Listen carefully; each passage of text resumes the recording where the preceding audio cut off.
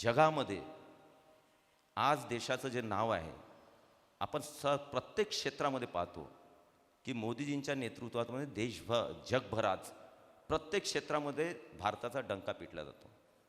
आज जो देश थर्ड कंट्री म्हणून ज्या देशाला म्हणायचं, आज ती भारत जो आहे तो देश आज मेन स्ट्रीममध्ये मार्गदर्शन करण्याचा किंवा जगामध्ये आपला प्रभाव दाखवण्याचं काम करतो.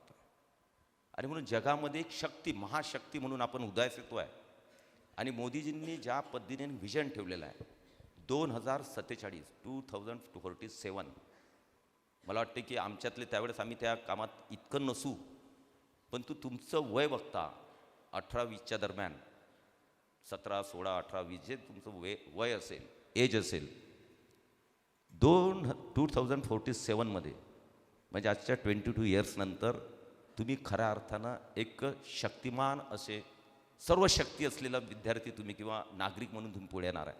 आणि म्हणून तुमच्याकडे पाहूनच, तुमच्या शक्तीवर, तुमच्या क्षमतेवर विश्वास ठेवून, तुमच्यामध्ये ज्या प्रकारे देशाबद्दल प्रेम आहे, ज्या पद्धतीची पिढी आहे, याच पिढीला डोळ्यासमोर ठेवून मोदीजीने स्वप्न पाहिले का 2047मध्ये हा देश आपल्याला विकसित करायचा, म्हणजे डेव्हलप कंट्री करायचा आहे.